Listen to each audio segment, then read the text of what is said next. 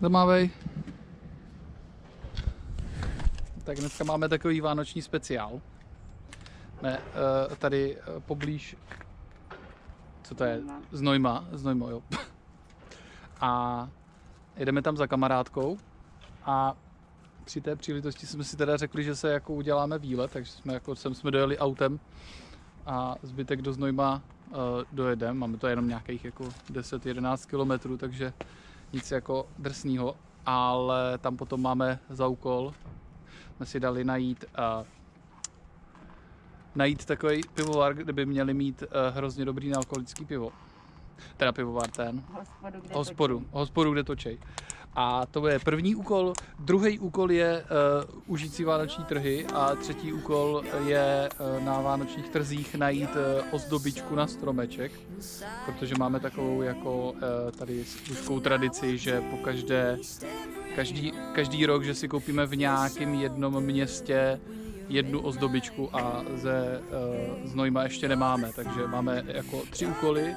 No a samozřejmě čtvrtý vedlejší úkol neumrznout po cestě, jo. Tak no. Je teda nějaký, co je, už je prosinec, už nějakého 6. prosince nebo tak něco. Takže snad neumrznem. Už tady vykecal strašně.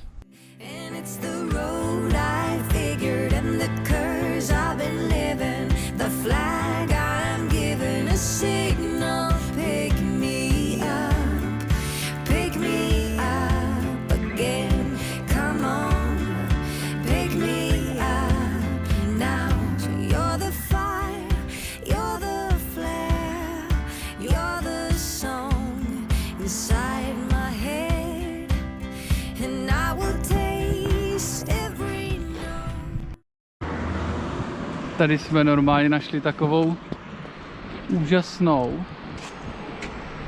Se to trochu leskne, ale...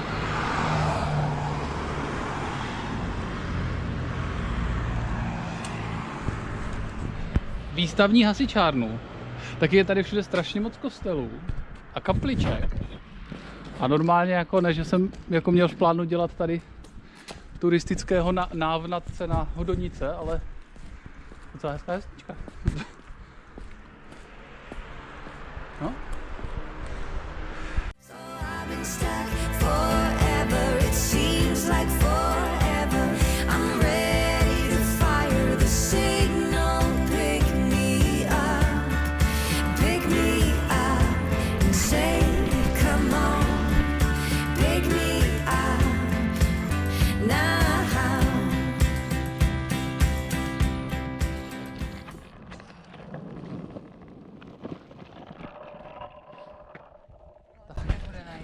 Ne. To nebude najetí. Tak to zhoď, nebo jo? Proč? Co? Proč? Co, proč je to najetí? Jo, já myslím, že jo. No, tak možná jedem dál. Tohle je úsek, který jsme měli jít pěšky, ale vypadá to, že toho bude. Tak uvidíme.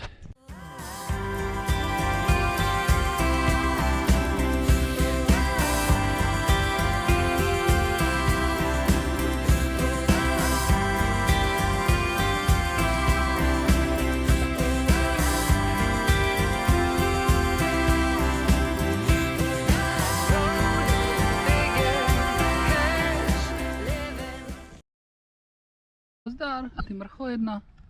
To je kočka, co vylezla tamhle z toho BVPčka.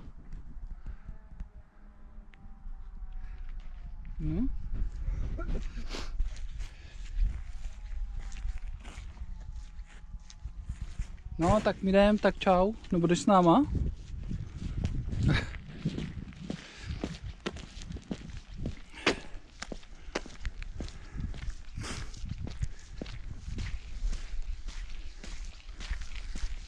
Tak a full out. Co myslíš teda?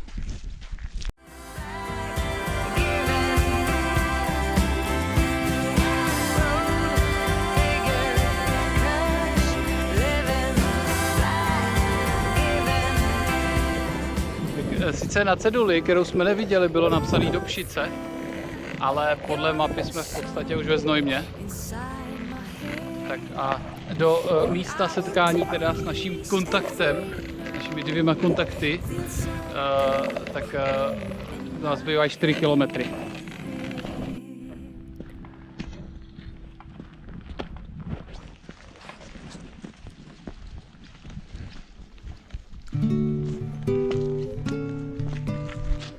Počkej, nevím, jestli to je ona. Jestli to není tamta. No ne, prostě, šli bychom do Řitě. Tady musíme takže zpět, takhle a tady doleva. Jo, aha, tak teď bude ta zatáčka. Takže jdeme na druhou stranu? Ne, no doleva, prostě, no, já nevím, to je jedno, prostě, ale doleva. Jsme zhodnotili, že teda jako jet do 3 kilometrového dlouhého, o 2,5, když jsme si to sundávali nějak, kopce, v kuse, že jako ne. Tak jsme přesedlali na pěší. Mě nevadil kopec, mě vadila podlaha. Keca. A to vypnu radši. Tak už jsme tady. Tady je to náměstí s těma vánočníma trhama. Ano, takže úkol číslo 1 skoro splněn, ale teďka teda se musíme potkat s kamoškama a... A Ečka vyjíždí tady tou ulicí nahoru. Jo. No, takže asi do byt a budeme průběžně doplňovat ještě splněné úkoly. Tu F-ku někde.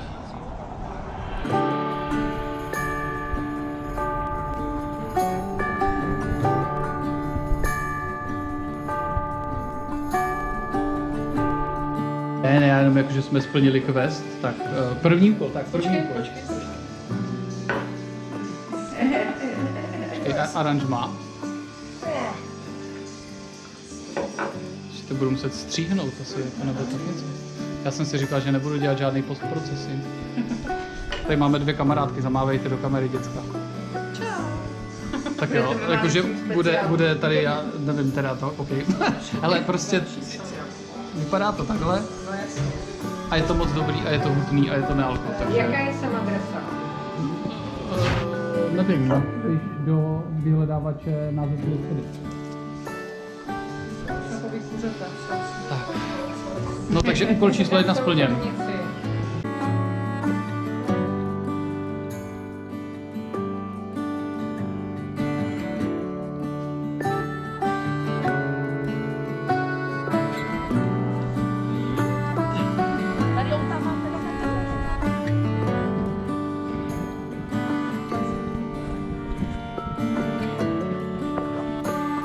Vy nejdete?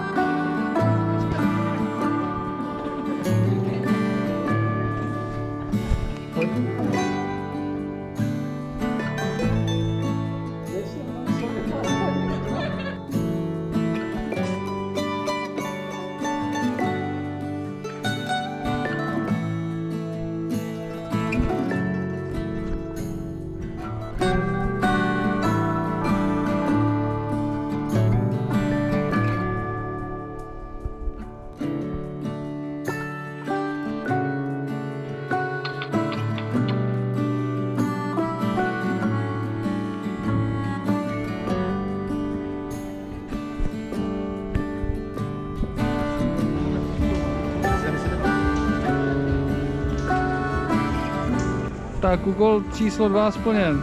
Počkej, je to vidět? Takovýho hezkýho trpaslíka jsme koupili. Spokojenost? Jo. Dobré. No, tak.